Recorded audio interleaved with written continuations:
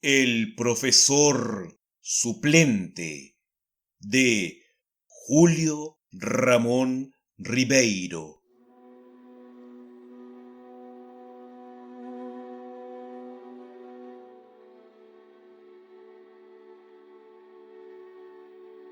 Hacia el atardecer, cuando Matías y su mujer sorbían un triste té y se quejaban de la miseria de la clase media, de la necesidad de tener que andar siempre con la camisa limpia, del precio de los transportes, de los aumentos de la ley, en fin, de lo que hablan a la hora del crepúsculo los matrimonios pobres.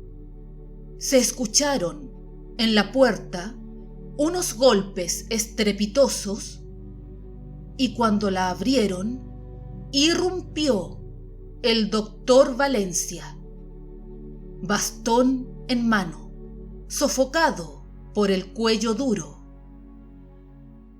Mi querido Matías, vengo a darte una gran noticia. De ahora en adelante serás profesor. No me digas que no, espera. Como tengo que ausentarme unos meses del país, he decidido dejarte mis clases de historia en el colegio. No se trata de un gran puesto y los emolumentos no son grandiosos, pero es una magnífica ocasión para iniciarte en la enseñanza. Con el tiempo podrás conseguir otras horas de clase. Se te abrirán las puertas de otros colegios. ¿Quién sabe si podrás llegar a la universidad? Bueno, eso depende de ti.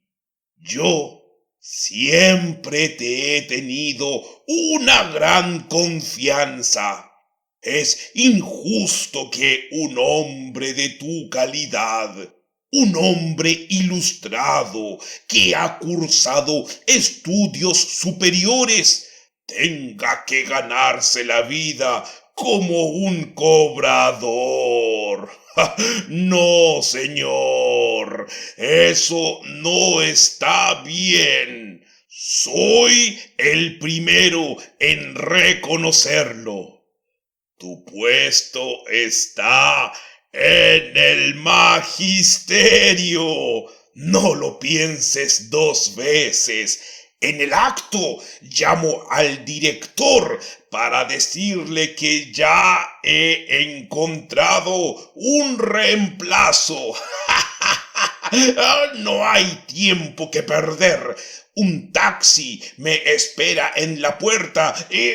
¡Abrázame, Matías! ¡Dime que soy tu amigo! Antes de que Matías tuviera tiempo de emitir su opinión, el doctor Valencia había llamado al colegio, había hablado con el director, había abrazado por cuarta vez a su amigo y había partido como un celaje sin quitarse siquiera el sombrero. Durante unos minutos, Matías quedó pensativo, acariciando esa bella calva que hacía las delicias de los niños y el terror de las amas de casa.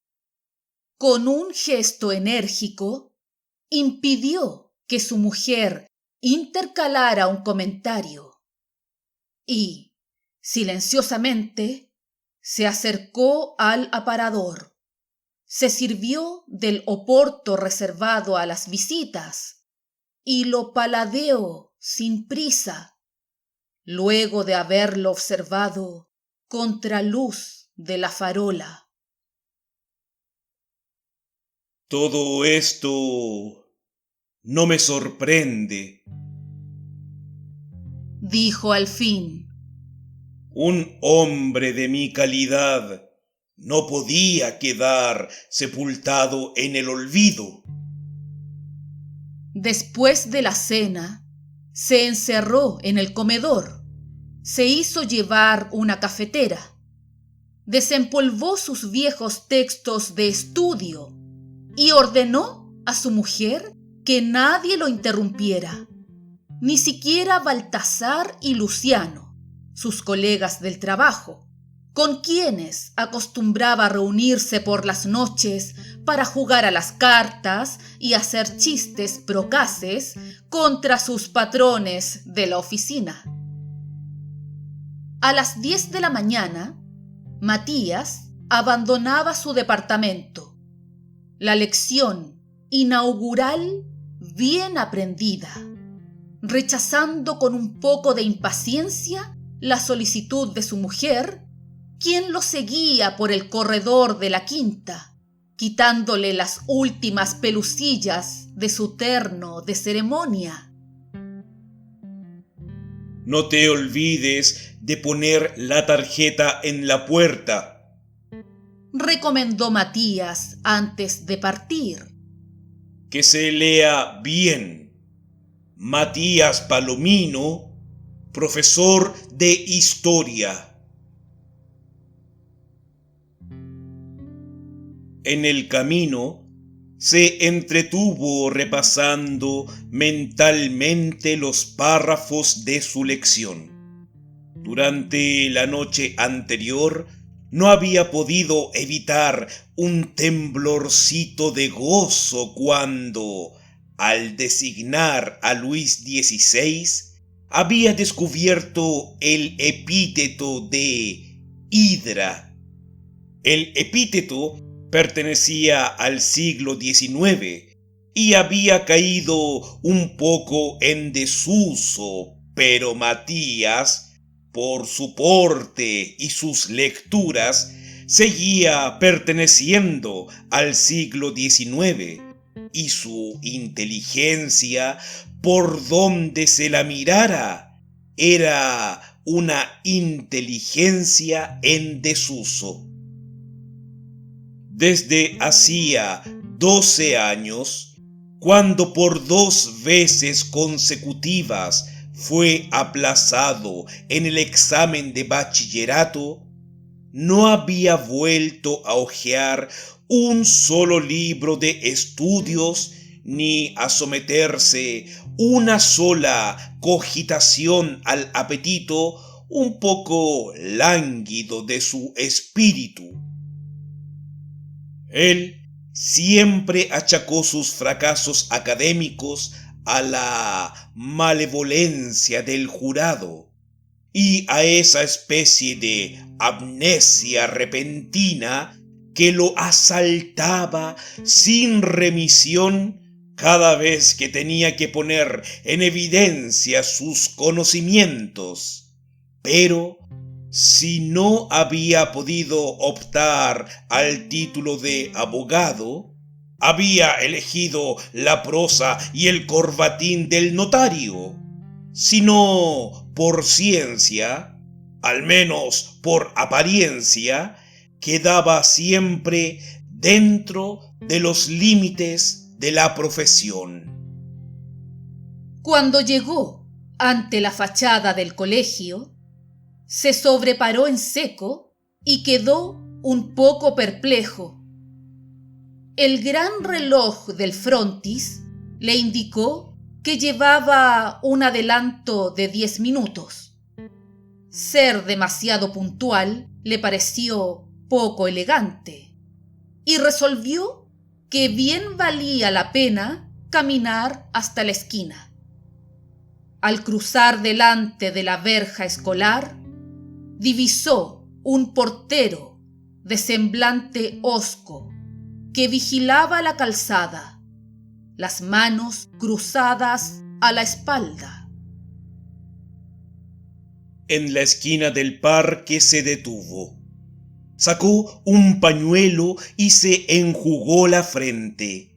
Hacía un poco de calor, Un pino y una palmera, confundiendo sus sombras, le recordaron un verso cuyo autor trató en vano de identificar.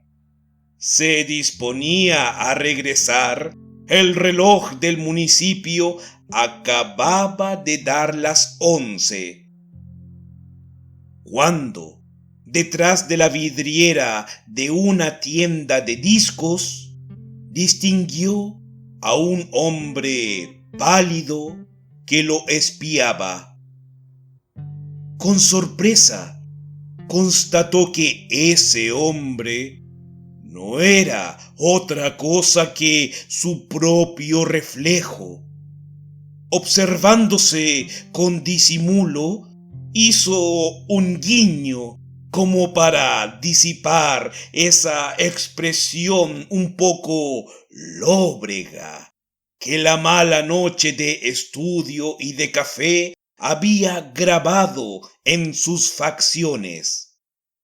Pero la expresión, lejos de desaparecer, desplegó nuevos signos, y Matías comprobó que su calva convalecía tristemente entre los mechones de las sienes y que su bigote caía sobre sus labios con un gesto de absoluto vencimiento. Un poco mortificado por la observación, se retiró con ímpetu de la vidriera. Una sofocación de mañana estival hizo que aflojara su corbatín de raso. Pero cuando llegó ante la fachada del colegio, sin que en apariencia nada lo provocara, una duda tremenda le asaltó. En ese momento no podía precisar si la hidra era un animal marino, un monstruo mitológico o una invención de ese doctor Valencia, quien empleaba figuras semejantes para demoler sus enemigos del Parlamento. Confundido, abrió su maletín para revisar sus apuntes.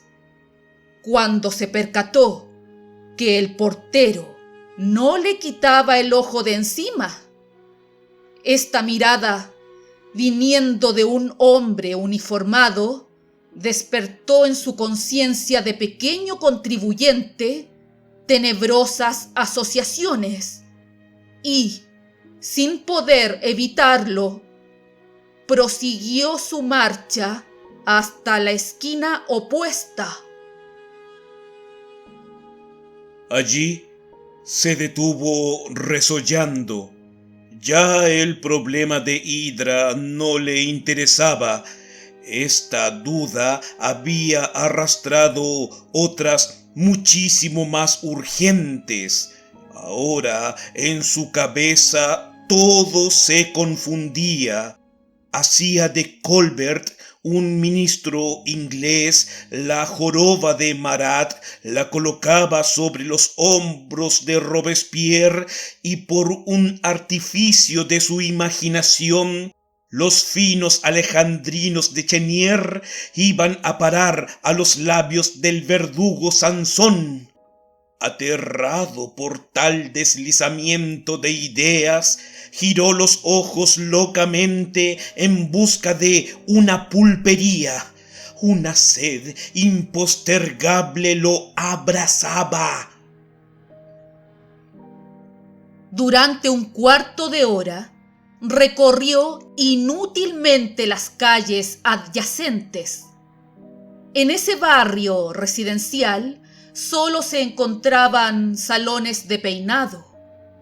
Luego de infinitas vueltas, se dio de bruces con la tienda de discos y su imagen volvió a surgir del fondo de la vidriera. Esta vez Matías lo examinó. Alrededor de los ojos habían aparecido 2 anillos negros que describían sutilmente un círculo que no podía ser otro que el círculo del terror. Desconcertado, se volvió y quedó contemplando el panorama del parque. El corazón le cabeceaba como un pájaro enjaulado, a pesar de que las agujas del reloj continuaban girando. Matías se mantuvo rígido, testarudamente ocupado en cosas insignificantes, como en contar las ramas de un árbol y luego en descifrar las letras de un aviso comercial perdido en el follaje. Un campanazo parroquial lo hizo volver en sí. Matías se dio cuenta de que aún estaba en la hora. Echando mano a todas sus virtudes, incluso a aquellas virtudes equívocas como la terquedad, logró componer algo que podría ser una convicción y, ofuscado por tanto tiempo perdido, se lanzó al colegio. Con el movimiento aumentó el coraje. Al divisar la verja, asumió el aire profundo y atareado de un hombre de negocios. Se disponía a cruzarla cuando, al levantar la vista, distinguió al lado del portero a un cónclave de hombres canosos y ensotanados que lo espiaban, inquietos.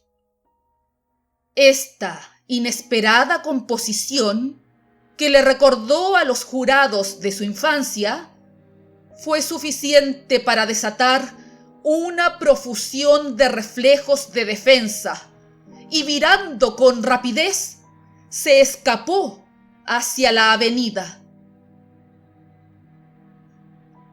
A los 20 pasos se dio cuenta de que alguien lo seguía.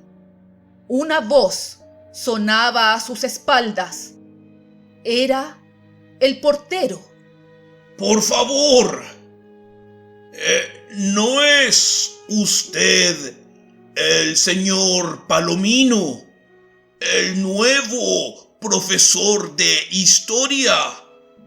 Los hermanos lo están esperando. Matías se volvió rojo de ira. ¡Yo soy un cobrador!, contestó brutalmente, como si hubiera sido víctima de alguna vergonzosa confusión. El portero le pidió excusas y se retiró. Matías prosiguió su camino. Llegó a la avenida, torció al parque, anduvo sin rumbo entre la gente que iba de compras. Se resbaló en un sardinel, estuvo a punto de derribar a un ciego y cayó finalmente en una banca. Abochornado, entorpecido, como si tuviera un queso por cerebro. Cuando los niños que salían del colegio comenzaron a retozar a su alrededor, despertó de su letargo. Confundido aún, bajo la impresión de haber sido objeto de una humillante estafa, se incorporó y tomó el camino de su casa. Inconscientemente, eligió una ruta llena de meandros. Se distraía, La realidad se le escapaba por todas las fisuras de su imaginación. Pensaba que algún día sería millonario por un golpe de azar.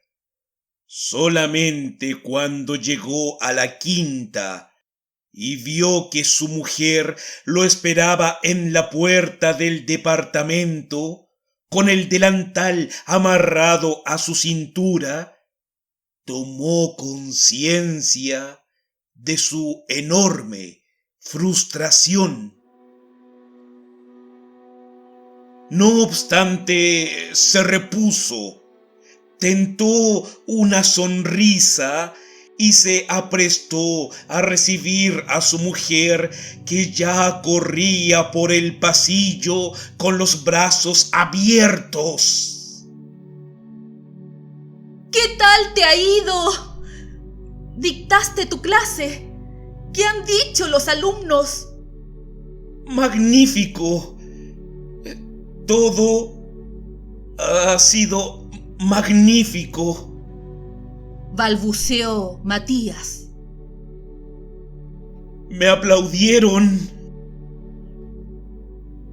Pero, al sentir los brazos de su mujer que lo enlazaban del cuello, y al ver en sus ojos por primera vez una llama de invencible orgullo, inclinó con violencia la cabeza y se echó desconsoladamente a llorar.